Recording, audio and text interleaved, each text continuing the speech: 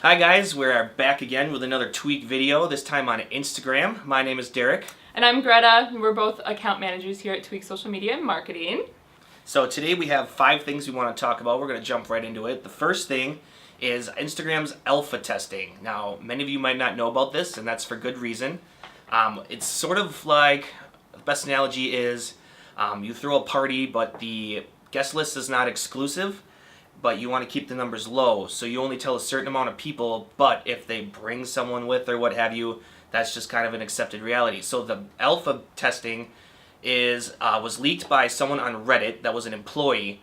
The alpha testing is essentially an inside look at all the new features that have not been released yet. And once you enter into this alpha testing program, you're allowed to, test things, give your insight, let them know whether or not you enjoy it or whatnot. And depending on the feedback it gets from the users, it either becomes a thing on Instagram, like the stories and hashtag following, things like that, which we'll cover. If it is a thing that users tend to like, then it gets pushed to that next level until it actually becomes something on Instagram. So I think a couple of the things you've seen lately, are the stories, which you're a huge fan of. Love stories. Instagram stories are good. Mm-hmm. And I'm trying to think of some other instances. Following hashtags, and a couple other things, highlighting and archiving, which we're going to jump right into next. Yeah. Greta's going to tell you a little bit about that right now. Yep. So the next thing that has been new for Instagram lately is the highlights and archive feature. One of the things that people really don't like about Instagram stories is the fact that they disappear after 24 hours. It's sad. Yeah, it is very sad. There's obviously some benefits to that, like creating a sense of urgency with your audience, but a lot of people want to be able to repurpose their stories that they had for later. So what Instagram is doing now is for every Instagram story that you post, so pictures and videos and boomerangs and all of that stuff, Instagram will save that for you in an archive. I'm not really sure how far back it goes, but so then you can look back on all of the stories that you've posted to your Instagram account, and then you can repurpose them and put them into highlights on your profile. So this will be located right under your bio and your profile picture, and you can title a highlight on your profile. So, for example, on my personal profile, I have one called London, from my trip from London, and so that's where I keep all of my memories and Instagram highlights that I have from there. I think that a good way that a business could use this is, let's say maybe you want to highlight all of your new line of products or something. Instead of clogging everybody's newsfeed with 18 pictures of your new products, or posting them all in Instagram stories for them to disappear in 24 hours, you can create a highlight on your profile, so then at any time people can just go to your profile, click through, see what you have to offer that's new, and then you can delete it whenever you want to. So I think that that's going to be a really key thing for businesses to capitalize on.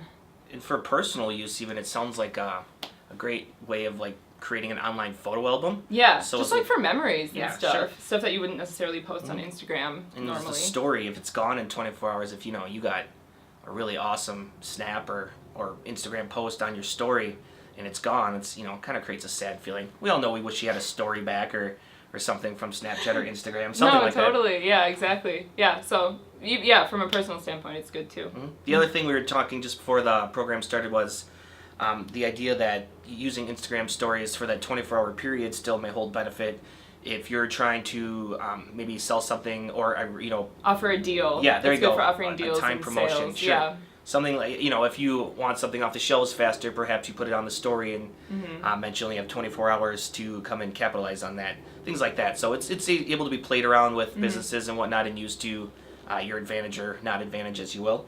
So next topic, which is I guess would be another great thing for businesses and personal alike, is the idea that in your stories now, if someone screenshots something on your story, you'll get notified as the user, similar to on Snapchat. Yep, that's definitely a thing on Snapchat. So if you're looking at somebody's story and you take a screenshot, they will get notified. It's not always a good thing if you're talking about personal use, but for businesses, that actually, that could be a good thing. You think if you're putting out a story and you see a lot of people screenshotting this one particular product, I guess that's a great way of using that as an insight in saying, perhaps this is the type of thing that we need to hone in on, or this is the most interesting thing that's really captivating our followers. Yeah.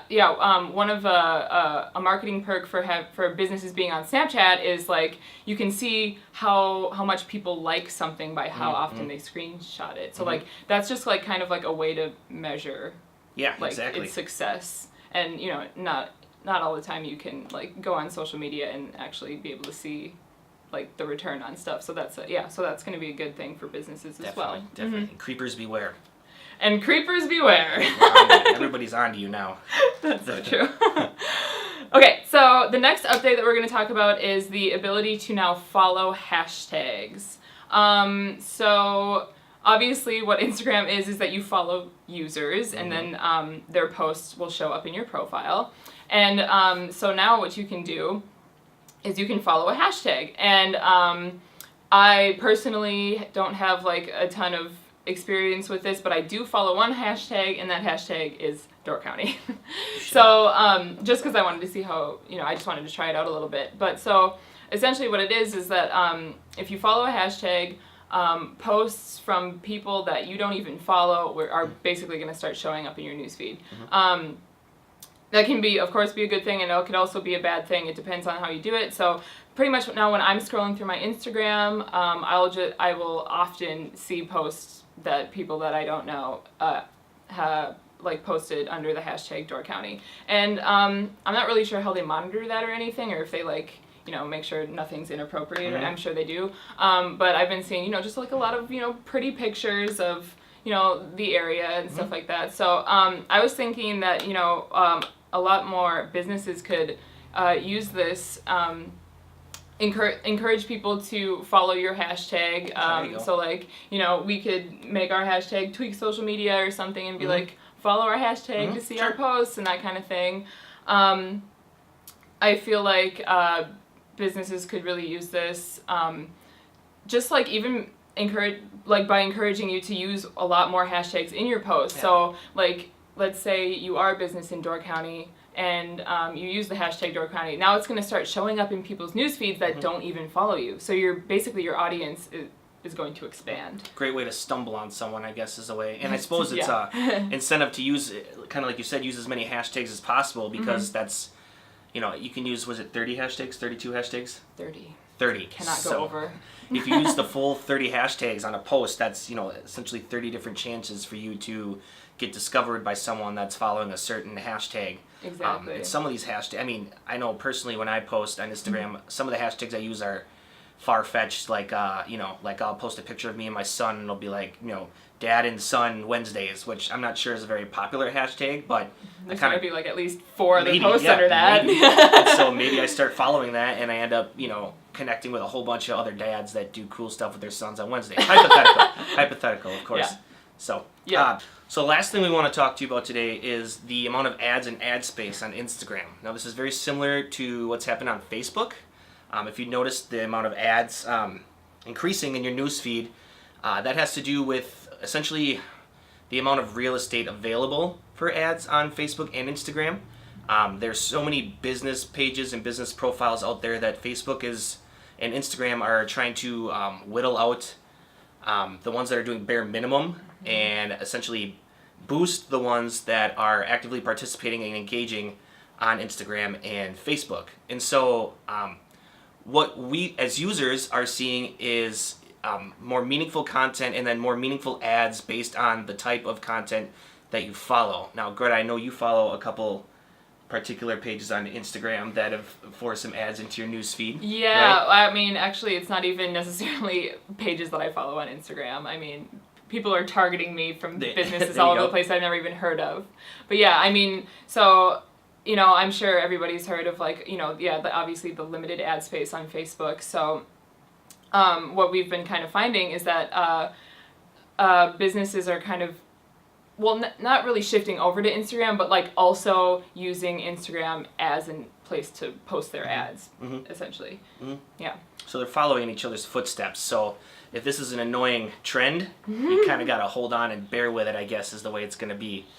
We don't exactly know where things are going to go on Facebook and Instagram from here on out. We know that Facebook owns Instagram, and That's so correct. the idea is that Facebook, through Instagram and in both profile or platforms, are trying to create more meaningful time on their social media platforms. So they want you to see more things that are relevant to you. Now, in the paid version of, or the paid way of things, ads, obviously these ads are targeting, like Greta said, demographic and wise, whether down to male, female, your age, and where you live, they target you. So in their eyes, that's more meaningful than, say, an ad that, has absolutely nothing to do with you that you would just stumble across. And then the content-wise, the things you're seeing are the types of things that you've engaged with, or, are things that you're interested in, all in the algorithm and what have you. So it's an interesting change, but although it might be somewhat annoying, it's more personalized towards you. So I guess that's the silver lining here. Exactly. Right, so those were the 5 things that we wanted to cover as far as updates in Instagram goes so far this year. If you have any additional questions for us, feel free to leave us a comment below, shoot us a Facebook message, like our page, whatever, and we'll get back to you as soon as we can. Thank you guys, and we'll see you next time. Have a good one.